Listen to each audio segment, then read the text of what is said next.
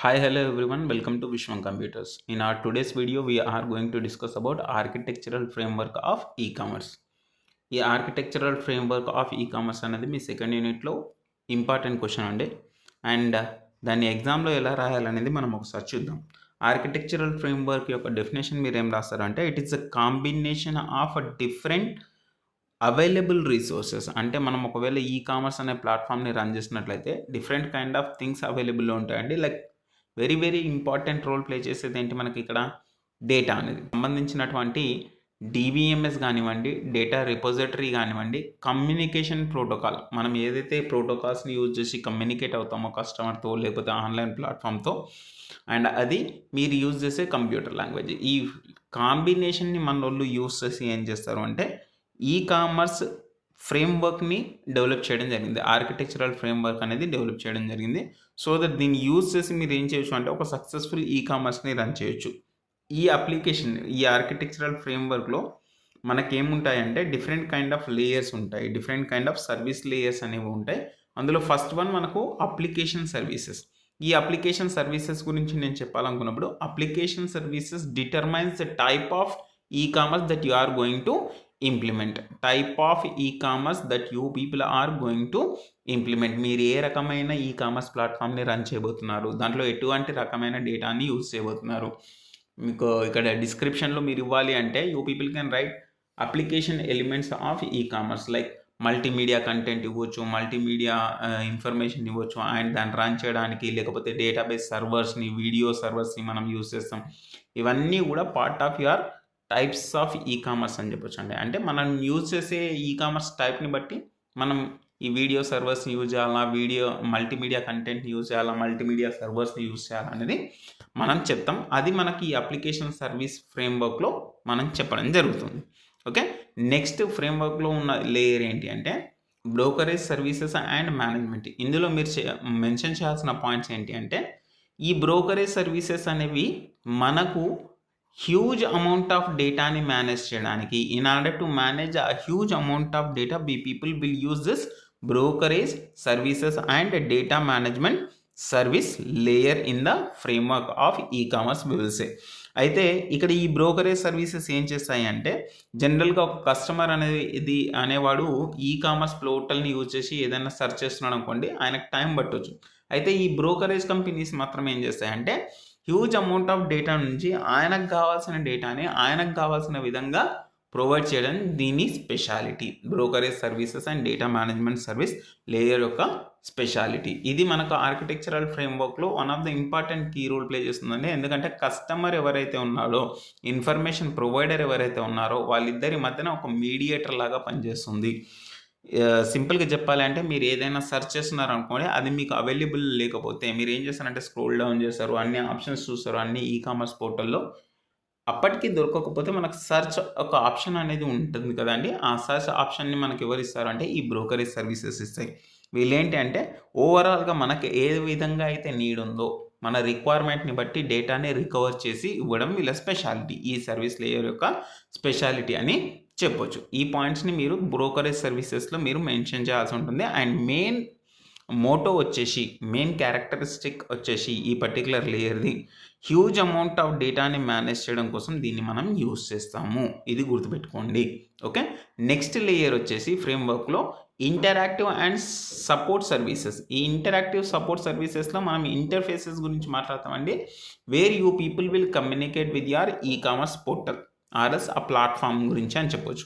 అయితే ఈ పర్టికులర్ సర్వీసెస్ని మీరు యూజ్ చేస్తున్నప్పుడు మీరు ఏంటి అంటే ఒక కస్టమర్తో మీరు డైరెక్ట్గా కమ్యూనికేట్ అవుతారని చెప్పొచ్చు. అయితే ఈ కస్టమర్తో కమ్యూనికేట్ అయ్యేటప్పుడు మీరు ఇంటరాక్టివ్ క్యాటలాగ్స్ అనేవి యూజ్ చేస్తారు.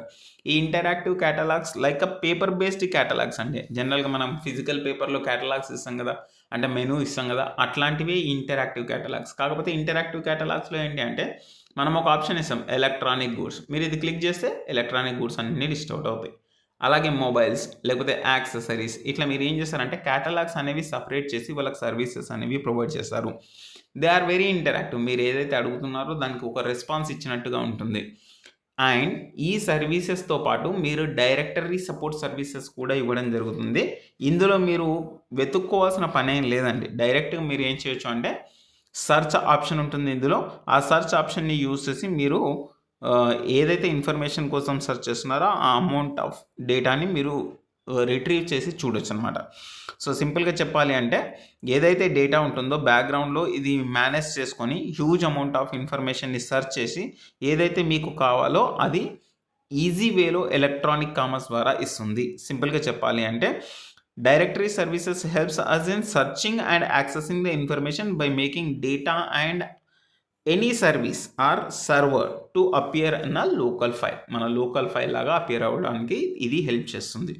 ఓకే, అండ్ ఇక్కడ మనకు ఇంటరాక్టివ్ కేటలాగ్స్ అయితే మీరు ఇమేజెస్ ప్లేస్ చేయొచ్చు, మెనూ ప్లేస్ చేయొచ్చు, లేకపోతే ఇమేజెస్ యూజ్ చేసి చెప్పొచ్చు. ఇట్లాంటి సర్వీసెస్ని యూజ్ చేసి మీరు ఇంటరాక్టివ్ కేటలాగ్స్ అనేవి ప్రిపేర్ చేయొచ్చు. ఈ పాయింట్స్ అనేవి మీరు ఖచ్చితంగా మెన్షన్ చేయాల్సి ఉంటుంది ఈ లేయర్లో. అండ్ నెక్స్ట్ లేయర్ వచ్చేసి మనకి ఇక్కడ secure messaging and structured document interchange services. ఇక్కడ సెక్యూర్ మెసేజింగ్ అన్నప్పుడే మీకు ఏమొస్తుంది అంటే డేటా ట్రాన్స్ఫర్ గురించి వస్తుందండి. When you people are trying to transfer the data from one device to other device, లేకపోతే ఒక ప్లేస్ నుంచి ఇంకొక ప్లేస్కి మీరు డేటా ఎక్స్చేంజ్ చేసుకోవాలనుకున్నప్పుడు మనకు ప్రీవియస్ డేస్లో మనం యూజ్ చేసే టూల్స్ ఏంటి అంటే ఫ్యాక్స్ని యూజ్ చేసేవాళ్ళం, పోస్ట్ని యూజ్ చేసేవాళ్ళం, అండ్ ఫోన్ని, కొరియర్ని మనం యూజ్ చేసేవాళ్ళం. కాకపోతే ఈ సర్వీసెస్ యూజ్ చేసినప్పుడు వాటి రూల్స్ వాళ్ళకు ఉన్నాయి. కాకపోతే మనకు డిస్టెన్స్ని బట్టి, సోర్స్ అండ్ డెస్టినేషన్ డిస్టెన్స్ని బట్టి వీటిలో సర్వీసెస్లో తేడా అనేది ఉండేది. Like it will be taking longer time when we people are having a huge distance between the source and destination, and it will be taking some what I'll say wrong things into the consideration, or else something can happen so that your data transmission may become late. ఇవన్నీ మనకు పాత దాంట్లో ఉండేవండి. కాకపోతే వాటిని replace చేస్తూ మనం ఏమి యూజ్ చేస్తున్నాము అంటే ఈమెయిల్ సర్వీసెస్ని, ఎలక్ట్రానిక్ మెయిల్ సర్వీసెస్ని మనం యూజ్ చేయడం జరుగుతుంది. అండ్ అలాగే ఎలక్ట్రానిక్ డేటా ఇంటర్చేంజ్ని యూజ్ చేయడం జరుగుతుంది. సో దట్ ఫ్రాక్షన్ ఆఫ్ సెకండ్స్లో విదిన్ టైంలో మనం డేటా ఏదైతే ఎక్స్చేంజ్ చేసుకోవాలనుకుంటున్నామో ఆ డేటాని ఎక్స్చేంజ్ చేసుకుంటాం. And we people will exchange the message in secured way. I will say secured and privacy confidentiality maintain చేస్తూ మనం డేటా అనేది ఎక్స్చేంజ్ చేయడం జరుగుతుంది. Okay, and then next layer is middleware services. We will say middleware services అనేది ఏంటంటే combination అండి, ఒక network services లేకపోతే network system and system software యొక్క కాంబినేషన్ అని చెప్పొచ్చు.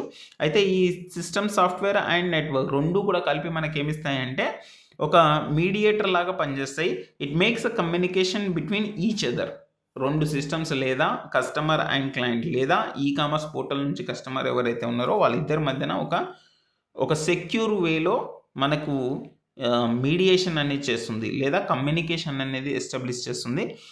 సో అట్లాంటి ఒక సర్వీస్ కోసం మనం ఏం యూజ్ చేసేవాళ్ళము అంటే మిడిల్వేర్ సర్వీసెస్ అనేది యూజ్ చేస్తాం. And it will transmit this application centric, అంటే అప్లికేషన్ ఓరియంటెడ్ వ్యూ ఏదైతే ఉందో దాన్ని మనకు డేటా సెంట్రిక్ అనేది చేస్తుంది. ఏదైతే డేటా రిక్వైర్మెంట్ ఉందో ఆ కంట్రోల్ అనేది మనకు అప్లికేషన్ కంట్రోల్ నుంచి డేటా సెంట్రిక్ కంట్రోల్కి షిఫ్ట్ చేస్తుంది.